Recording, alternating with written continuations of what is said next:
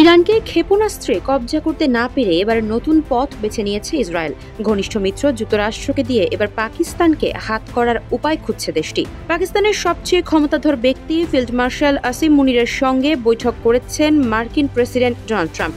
বুধবারের এই বৈঠককে এক ধরনের কূটনৈতিক সফলতা হিসেবে উপস্থাপন করার কথা ছিল ইসলামাবাদের। সম্প্রতি ভারতের সঙ্গে উত্তেজনার পর যুক্তরাষ্ট্র পাকিস্তানের মধ্যে সম্পর্ক কিছুটা ঘনিষ্ঠ হয়েছে। কিন্তু এই বৈঠক এমন এক সময় হলো যখন ট্রাম্প ইরানের সঙ্গে যুদ্ধে যাবার কথা ভাবছেন এবং যা পাকিস্তান শুরু থেকেই সমর্থন করেনি। প্রশ্ন উঠছে, এই সময়ে কেন পাকিস্তানের সবচেয়ে ক্ষমতাধর ব্যক্তি ডাক পেলেন হোয়াইট হাউসে? ট্রাম্প সমর্থন করছেন ইসরায়েলকে, যার কর্মকাণ্ডকে পাকিস্তান বর্বরোচিত হিসেবে ইতোমধ্যেই উল্লেখ করেছে। একই সময় পাকিস্তান ইরান থেকে প্রায় ৩৫০০ নাগরিককে ফিরিয়ে আনতে একটি বড় উদ্ধার অভিযান পরিচালনায় ব্যস্ত। পাকিস্তান ও ইরান সীমান্তবর্তী দেশ। ইরানের সঙ্গে পাকিস্তানের অন্তত ১০০০ কিলোমিটারের সীমান্ত রয়েছে। বিবিসি বলছে, ট্রাম্পের সঙ্গে আসিম মুনিরের বৈঠকটি ২ ঘণ্টা হলেও তার কোনো অংশ ক্যামেরাবন্দি করা হয়নি। ওয়ালটন আবারও মিলিয়নিয়ার অফারে ওয়ালটন ফ্রিজ কিনে আপনিও হয়ে যেতে পারেন মিলিয়নিয়ার।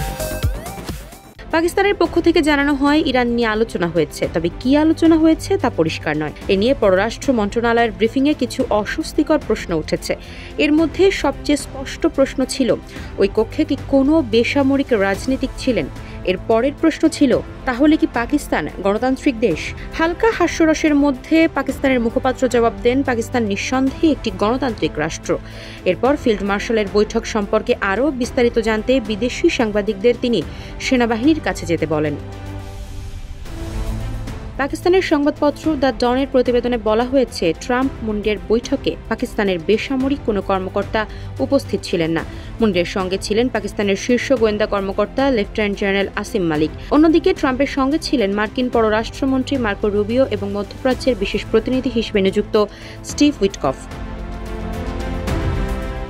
ডনের বিশ্লেষণে বলা হয়েছে, ট্রাম্পের জন্য মুনিরকে মধ্যাহ্নভোজ করানো ছিল কৌশলগত।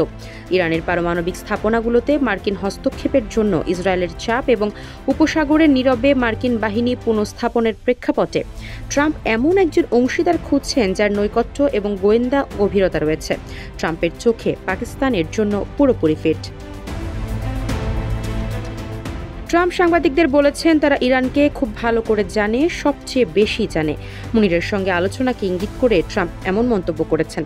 তিনি বলছেন, মুনির তার সঙ্গে একমত হয়েছেন, তবে কী ব্যাপারে একমত হয়েছেন তা স্পষ্ট করেননি ট্রাম্প।